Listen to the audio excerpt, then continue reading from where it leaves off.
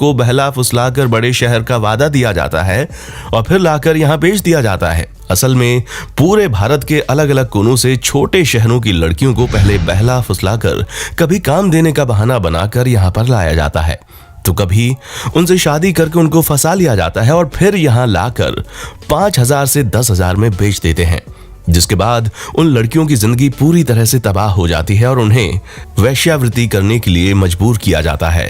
पहले तो दलाल इन लड़कियों को पैसों का लालच देते हैं और फिर अगर वो नहीं मानती तो उन्हें बेहोशी के इंजेक्शन दिए जाते हैं, जिससे उन्हें कोई फर्क ही नहीं पड़ता कि उनके साथ क्या हो रहा है।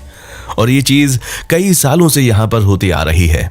हालांकि कई सारे लोगों ने यहाँ पर काम करने वाली वेश्याओं के हित में कई सारे फैसले किए, लेकिन कुछ लोग अभी भी चोरी चुपके इस काम को कर रहे हैं। यानी कि आप समझ लीजिए, अभी भी हजारों की संख्या में ऐसी लड़कियां हैं जिनकी जिंदगी इस तरह के रेड लाइट एरिया पर खराब हो रही है। हालांकि जोर जबरदस्ती का काम आपको हर जगह देखने को मिलेगा, लेकिन यहाँ कुछ ज्यादा ही होता है। और इसीलिए हमने कहा था कि कुछ लोगों की जिंदगी तो यहाँ आकर संवर जाती है, लेकिन कुछ की पूरी तरह से बिखर जाती है। और उसी बिखरी हुई जिंदगी का एक बहुत बड़ा हिस्सा इन लड़कियों का भी है, जिन्हें मजबूरन इस तरह की चीजें करनी पड़ती हैं।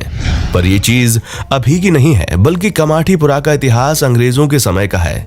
असल में दोस्तों, 1924 के बाद अंग्रेजों ने इस जगह की स्थापना की थी ताकि अंग्रेजों के सैनिक अपने परिवार से दूर रहकर इस जगह पर ऐश कर सकें। हालांकि उस समय तो विदेशों से महिलाओं को यहाँ पर वेश्यावृत्ति करने के लिए भेजा जाता था, तो उनसे ये काम पैसे देकर करवाया जाता था। पर समय बीतता गया और ये जगह दिन प्रतिदिन पॉपुलर होती गई, जिसके चक्कर में अब ये हाल हो गया है कि अंग्रेज तो देश छोड़कर चले गए, लेकिन उनका बसाया हुआ कमाठीपुरा अभी भी भारत के सबसे बड़े रेड लाइट एरिया में शामिल है।